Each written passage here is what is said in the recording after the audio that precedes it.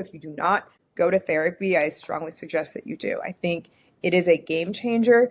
It makes you feel like you're less alone because you cannot trauma dump on your friends. You cannot trauma dump on your partners. That's not okay. You need to go to someone who is paid to listen to you, to help you, and to work through whatever you're going through. You cannot go through it alone.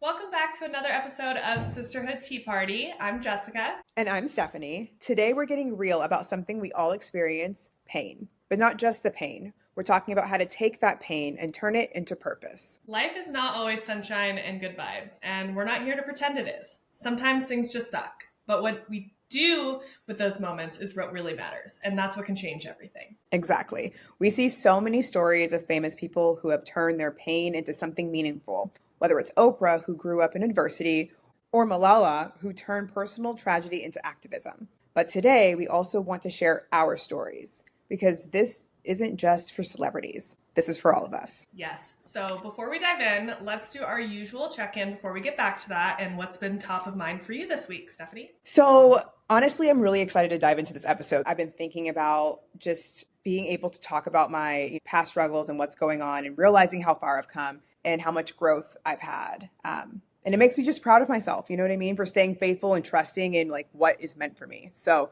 I'm excited to really dive in, and that's kind of what's been on my mind. What about you? I'm very proud of you, and I'm excited to dive more into your story as well today. I would say same on theme with this episode. I've also been thinking about how proud I am of just like the healing journey that I've been doing these last several years. I really feel like I know myself better now than I ever have. And I'm ready to really take a lot of things that have happened to me in my past or the experiences that I've had that haven't always been super positive and have been really, really painful and use it in my future in these positive ways and find meaning out of them. So whether that's the good, the bad, the ugly, we'll get into some of the details. We'll see how emotional this episode gets. But I just think Right. This whole topic of turning pain into purpose is really, really top of mind for me right now. Yeah, I love it. And I'm also proud of you, Jess, because I've been able to see that in the last several years of you. So I'm proud of everything that you've done. Thanks, girl. There's something beautiful about this long-term friendship. You get to see each other grow. I love it so much. Yeah, I agree. So let's get into the real tea for today, which is diving into pain and how we turn it into purpose. Yeah, so let's start with the reality of pain. We all go through struggles, and I feel like society doesn't always encourage us to sit with those feelings or talk about them openly. And so I think that's something we really wanted to bring to this episode today. So what's been one of those moments for you, Stephanie, where you feel like, I don't know how I'm going to get through this? Yeah. Gosh. So 7 years ago, I experienced probably one of the hardest moments in my career. I was fired from a job that I had moved to Dallas for. I moved to Dallas. I was excited, all the possibilities. And I was with that company for 2 years, and that was it. But it wasn't just the job loss that was painful. It was the environment leading up to it. So I had a couple of different managers in this same role. And one of them in particular was just incredibly petty, just awful.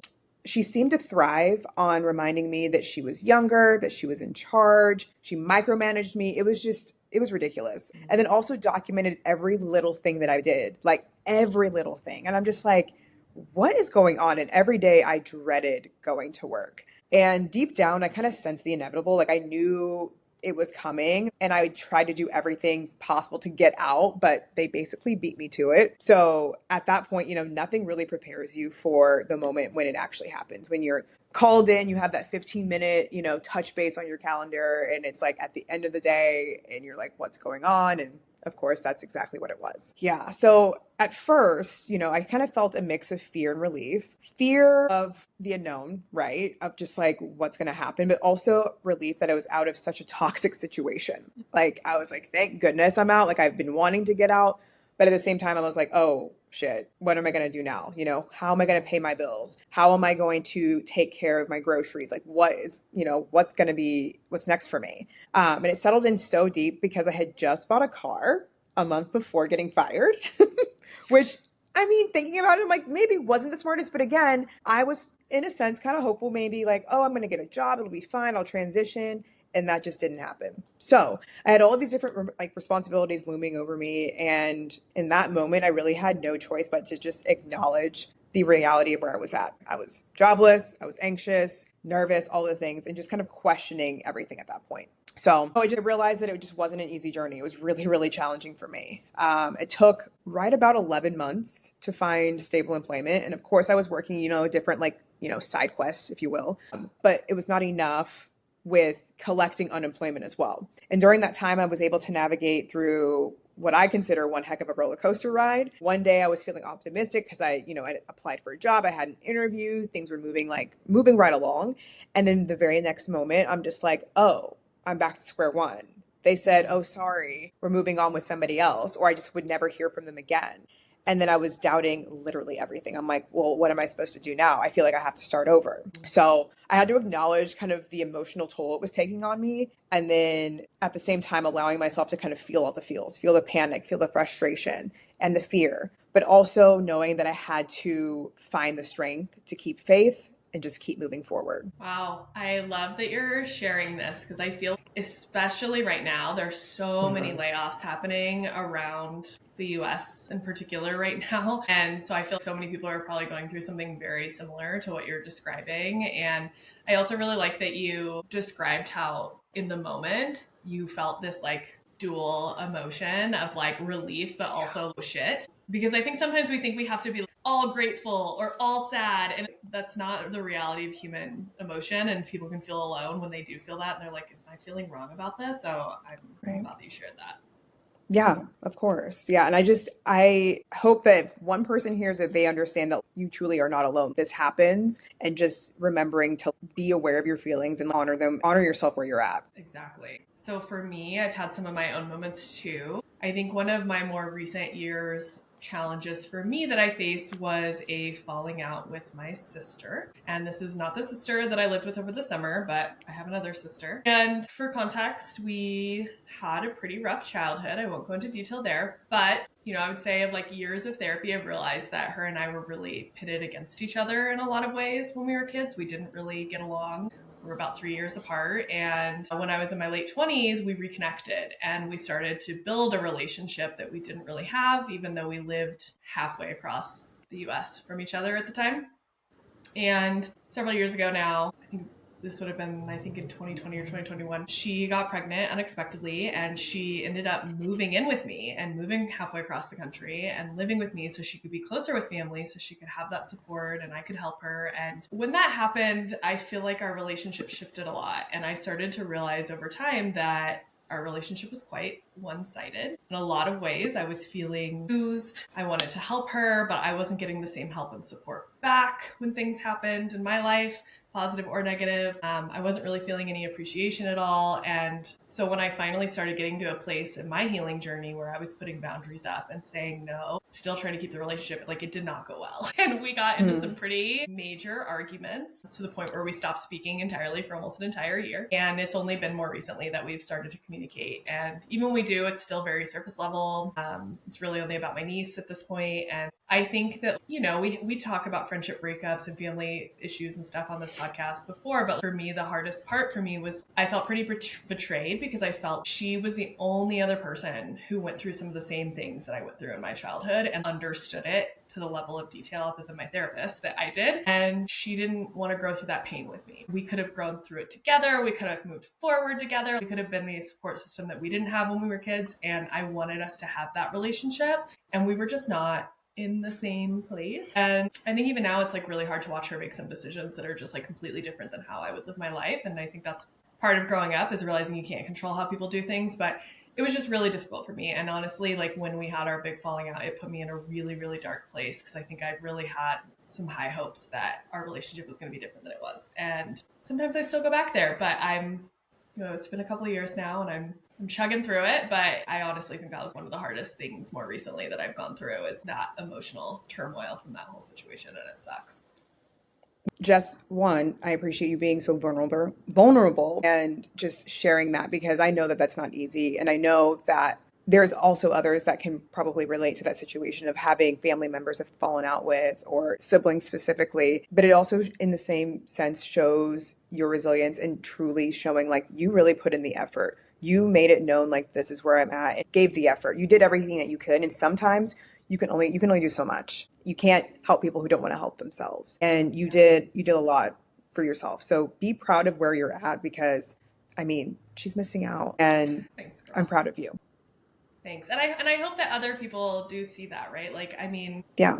I think especially when it comes with family, we think that we have to family is everything, and I think I don't know. Like I will say, like I think for some people it is, but for someone like me, I would say it's not. And that's I think also why I put so much emphasis on my friendships. Actually, is because sometimes you make your own family, and that's okay too. And it can be painful, but that's what we're here to talk about: how to turn it into purpose. Yeah, absolutely. And I feel what's so important is when we're in it, right? Like we feel the overwhelming darkness that you talked about, right? But if you zoom out, look at it from the whole picture, we see that there's a way to take that pain and do something with it. So transitioning from that, and again, Jess, thank you for sharing that.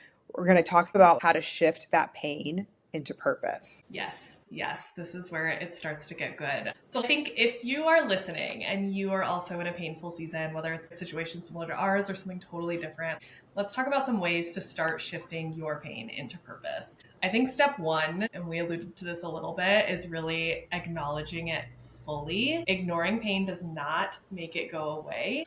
It is okay to grieve. It's okay to feel hurt, to be angry, sit with it, journal about it, talk to someone who will listen, go to therapy. Like, I think it's important to remember when you don't feel it, it stays with you. It's going to come out later. And avoiding it is only going to prolong that process of healing. Yeah, I totally agree. And acknowledging the pain isn't just accepting a situation that you're in. Going back to, my example, it was about recognizing my own resilience. That period of unemployment that I experienced really taught me how to adapt, how to manage my resources. Again, because I'm like, I'm only making a very, very small amount of money at this point. How am I able to make this work? And just keep pushing when things just kind of seemed a little bit unknown. And it really wasn't until I fully accepted that struggle that I started to lean into it, that I began to understand through prayer and everything what it was truly teaching me, and that I was being prepared for something better. Even when it didn't feel like it, I'm looking at it as like, there's no way. There's no way it gets better than this, because I was sitting here like nothing is working. I'm, months into applying for jobs and nothing is happening. So I realized, I was being prepared for something better, even when it didn't seem like it. And once, all of that happens, you realize you have to look for the meaning in the pain. So again, ask yourself, what is this experience teaching me? Maybe it's resilience, maybe it's empathy. When we look at our hardest moments, they shape the kind of person that we become. So looking back, Jess, is there a time where you can think of when something difficult ended up being a lesson for you? Yes, I think one that comes to mind for me is friendship losses. I had to learn the lesson of friendship losses many, many times before I really understood the habits that I was replicating, what I was looking for in friendships, what I was putting up with in friendships. And it has made me much pickier about who I spend time with. And, we talked about boundaries, and I mentioned that with my sister. How I was able to do that with her was because I had to do it with other situations. You like grow and you learn those things. And so, I think now I will distance myself so quick if I feel the energy is off when I used to cling to things when they happen. So if I felt off, I was the one who was like, let me over text this person and like be like, oh my God, are you okay? You're so beautiful. Like, let me like overcompensate, which was like so stupid. And like, I think that to me, the meaning was like, dang, I'm trying to people please over here when I should not be doing that. Like, why am I doing that? It's okay if this person's just not the right person for me. So yeah, I think that's a big lesson that I learned about myself and finding meaning there, and which really leads us, I think, to the next step, which is how do you take action? So once you've kind of identified what could that meaning be, taking even those small steps towards healing can give purpose to the experience. So whether it's starting a blog, speaking on a topic that resonates with others, I will say the book that I'm writing, like there are aspects of that story that are real things that have happened to me when I was a child. And so like whatever that thing is that allows you to simply use your story to connect with and uplift people, I think is really important. Yeah, I love that. And leading leading into the next step, turning that into a passion project, like you mentioned with your book. I mean, that's amazing, being able to like turn a story that you experience and put that into writing. So think about the people who've turned their hardest seasons into purpose-driven lives, right? There are so many ways to transform pain. Starting a nonprofit or mentoring someone who's going through the exact same thing. Even just, sharing openly to remind others, like we did earlier, that you're not alone. All of the stories that we share on this podcast, we share them because we know that it could resonate with even just one person. And if it resonates with one person, we know that we're doing a good job. We're doing okay. So just keep that in mind. Yeah, I even think about when we started this podcast too. These were some of the reasons we wanted to do it. We were like, Yeah. we've lived these lives. Not that we're these great wise people, but we've had experiences, we've had moments, and like that's part of what this is being able to share that and have that community to connect with other people so they don't feel alone. So I love that. Also, remembering that pain does not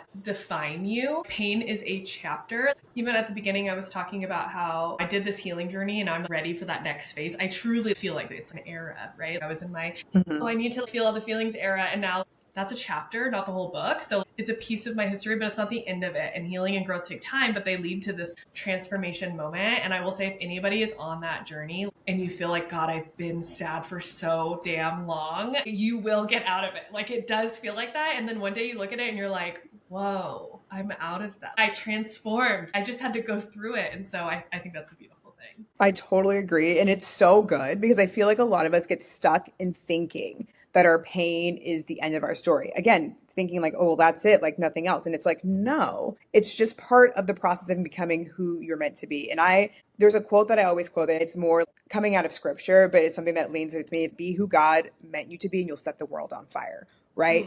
In all of this that's happening, and you can change that, and rephrase it, but using that as like power and being like, you know what, I'm going to turn this into purpose. I'm going to turn this into something that makes me who I'm meant to be. And I think that's just so powerful. I love that so much. I think it's kind of like also when people say what's meant to be in the universe is meant to be. It's very similar. Like if this happened, you will find that meaning out of it. So I love that. And I think, again, going back to one person needed to hear this, then we did our job today. If you are listening and you're going through something right now, we just want to say you're not alone. Your story matters. And we really hope that today's conversation inspires you to start seeing the light in your situation, even if it's just a little bit of a flicker for now. Yes, we're here for you. But before we wrap up, we're going to play a quick little game. Y'all know the drill. We play overrated or underrated, but we are going to keep it on theme. So I'm going to throw out some ideas and we're going to share if they're overrated or underrated when it comes to turning pain into purpose. Let's do it. Perfect. First one, journaling about your struggles. Jess, is it overrated or underrated? Major underrated. Like, I'm not a consistent journaler, but especially when I'm like, why is this thing like just going in my brain like for this last week or weeks at a time? I'm like, I got to start journaling it. So I think major underrated. What about you? Absolutely, 100% underrated. And I think I had mentioned this earlier on an earlier podcast, but I recently bought a 5-minute journal. And I think that has just like transformed me to really not only like talking about my struggles and things that I want to work towards, but also just like reminder to write my thoughts down because I can't bottle up everything all at once. And I think just sometimes being able to put pen to paper and just write it out really makes a huge, huge difference. 1,000. Yes. Okay. Next, going to therapy. Overrated or underrated? I will take this one. It's underrated. Okay. You cannot do these things alone. Okay. You cannot sit there. And again, I'm not a medical professional. Okay. I cannot tell you, I can't force you to go to therapy, but I'm strongly encouraging you. If you do not go to therapy, I strongly suggest that you do. I think it is a game changer. It makes you feel like you're less alone because you cannot trauma dump on your friends. You cannot trauma dump on your partners. That's not okay. You need to go to someone who is paid to listen to you, to help you, and to work through whatever you're going through. You cannot go through it alone. Underrated, 100%. What about you? 1,000% agree. Agree. Like, I certainly wouldn't be where I am today without going to therapy by any means. Who knows where I would be if I hadn't gone to therapy. Yeah. So I agree completely. And I'm really glad we're in a world where it's like less stigmatized to go to therapy and much more of the norm. And the other thing I will just say on this is like, if you go to therapy and you're like, this is not the vibe for me, it might just be, it's not the right therapist for you. And so you should feel comfortable trying therapists, because there have been therapists I've gone to that were not the vibe for me and some that have been insanely helpful for me. And so it's totally okay. Not every therapist is going to be the right vibe. Yeah, I like that. That's a good good reminder because I think some people think, oh, well, that's the end for me. I tried it Yeah. and I couldn't find somebody. It's like, no, there is a therapist out there for everybody. So the next one, which I kind of like giggled at this one. So we're going to see how this one goes. Publicly sharing your story on social media. Is it overrated or underrated? I'm gonna say appropriately rated because I think in some Okay. cases it's under and some over. Like we literally just shared our story on a podcast, which Correct. is like social media. I do think that that is different than the rage Facebook post in the middle of drama. You know what I mean? Like that's probably not like that's the moment you probably need to actually talk to a therapist and not like put stuff on social media. So that's why I say appropriately because I think it's the context of how you're sharing your story and where you are on your healing journey if it's appropriate to share your story. But I do think it can be really powerful, like a lot of what we talked about today. But what about you? I would agree with that. I would say that it is appropriately rated. I was gonna take it, but I was like, nah, let me keep this locked in a little bit. I will say that again, I completely agree with you. I also think that when you're sharing your story, again, you need to make sure that you are in a place to share your story and not hop on TikTok and just like give like a 52-part series about something and it's just like there are still like active developments happening. I don't love that, but I think if you're in a place where it can be turned into something where it could help somebody out, I think absolutely go for it. So I would say, yeah, appropriately rated. Yeah, because the 52-part series are enjoyable for everyone else, but are they truly helping you? Right. What is that doing Oh, for you? So, I yeah. mean, yeah. Okay, so using pain as motivation for success. Overrated or underrated? Underrated. I gotta use it. I think about just my story that I shared with y'all. I mean, being able to get through unemployment because that was very scary. I had no idea what was gonna happen and turn that into now I'm in a place where I feel good about the career that I'm in. I've been at this new company now for over 5 years and I feel respected. I feel like I'm part of something greater than myself. Like it's an amazing thing. And so, Mm. yeah, underrated. What about you, Could not Jess? agree more. Yeah. Obviously, as a Swiftie, I'm like, Karma is my boyfriend. I'm very like, if anybody does, if you're gonna doubt me or hurt me, I'm gonna one up you in every single way. I feel like it's Taylor Swift, and I'm like, yes, girl, give me all that energy. I'm very much like that. I don't want to be in a place where I'm doing things only to offset someone that's hurt me or something that's hurt me, but I do think that it can be a great motivator for success. And yeah, I'll take it. Yes, absolutely. Okay, last one. Cutting out toxic people from your life. Is it overrated or underrated? Jess, come on now. It's so overrated. No, I'm kidding. It's so underrated. I was about to be like, hey, we're gonna go ahead and log off. I will say, okay, as much as I love Mel Robbins, I've seen some clips of her recently saying that you shouldn't cut people out of your life. And I'm like, disagree strongly. I love her, but I very much disagree. I am very much Right. like, nope, cut it, cut it. What We did still she need to do a say? whole episode. I mean, it's kind of a spinoff of her Let Them theory, and I don't want to quote her incorrectly, but basically she was saying you don't actually need to go delete them or cut them because it's making it so that you can't be your whole self because you're cutting off parts of yourself from some people, like if you hide them from your stories or hide them from like your Instagram or something like that. And I'm like, yeah, but like, so? They don't get to see my So authentic self.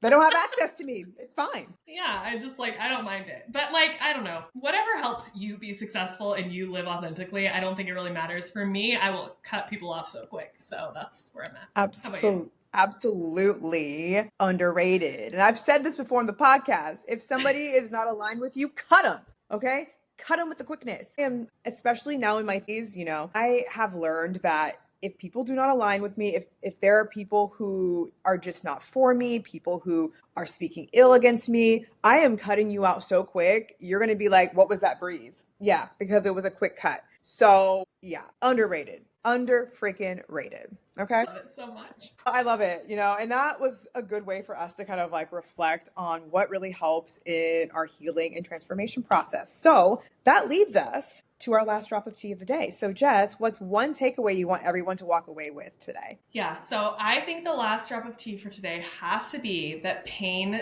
doesn't mean the end, it means transformation. I totally agree. I feel like it's important to remember that we all have the power to use our hardest moments, for something bigger than us. Exactly. Thank you, everyone, for listening. If you loved this episode, please share it with someone who might need to hear it. And if you've ever turned pain into purpose, tell us your story. We'd love to hear it and be there for you. Yes. And don't forget to rate and review the podcast. It helps us so much. We'll be back next time with more real talk and tea. Until then, take care of yourselves and remember your story isn't over yet. Bye.